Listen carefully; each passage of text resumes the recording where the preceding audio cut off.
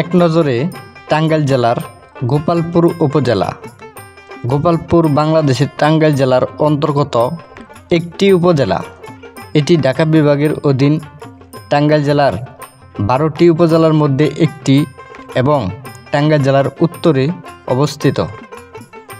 গোপালপুর উপজেলার উত্তরে ধনবাড়ী উপজেলা, পূর্বে মধুপুর ও ঘাটাইল উপজেলা, দক্ষিণে ঘাটাইল এবং বোয়াপুর উপজেলা, পশ্চিমে যমুনা নদী ও সরিষাবাড়ি থানা অবস্থিত।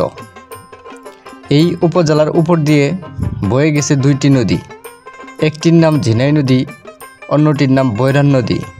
গোপালপুর শহরের উপর দিয়ে প্রবাহিত।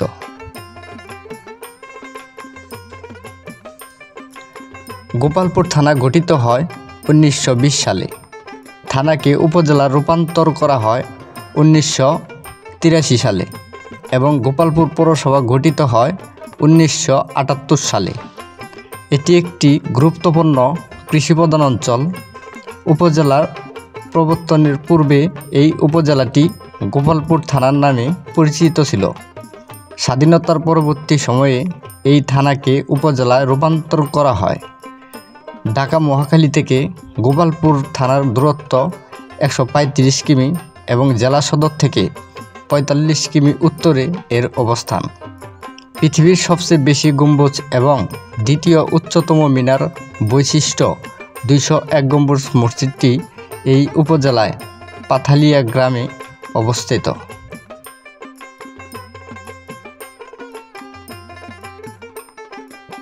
গোপালপুর উপজেলার যোগাযোগ ব্যবস্থা সড়ক ও রেল উভয় মাধ্যমেই আছে। টাঙ্গাইল জেলা সদর থেকে গোপালপুর উপজেলায় সড়ক পথে যাওয়া যায় এবং ঢাকা থেকে বঙ্গবন্ধু সেতু পূর্ব রেল স্টেশন হয়েও গোপালপুর উপজেলায় হেমনগর রেল স্টেশনে আসা যায়, যা রেলপথে যাওয়া আসার সুবিধা দেয়। গোপালপুরের সেই জমিদার নেই কালের সাক্ষী হয়ে আছে ভাঙা প্রাসাদ। আমাদের দেশে জন্ম হয়নি সম্রাট শাহজাহান কিংবা ফেরাউনের মতো প্রতাপশালী রাজার, তাই গড়ে ওঠেনি তাজমহল, পিরামিড অথবা ব্যাবিলনের মতন অন্য কোনো উদ্যান। কিন্তু তারপরও আজও আমাদের দেশে প্রত্যন্ত অঞ্চলে ছড়িয়ে ছিটিয়ে রয়েছে অনেক অমর কীর্তি, পুরনো আমলের জমিদার বাড়ি, যার সঠিক খবর হয়তো আমাদের অনেকেরই অজানা। এমনই একটি জমিদার বাড়ি রয়েছে টাঙ্গাইল জেলার গোপালপুর উপজেলার হেমনগরে। এখানে আজ আর জমিদার নেই, জমিদারের হাজার বেহার পালকিসহ দাপটও নেই, কিন্তু আজও বেঁচে আছে জমিদারের কত কথিত অখ্যাত কাহিনী। এমনই কাহিনী জীবন্ত সাক্ষী হয়ে মাথা উঁচু করে দাঁড়িয়ে আছে হেমনগরের জমিদার বাড়িটি।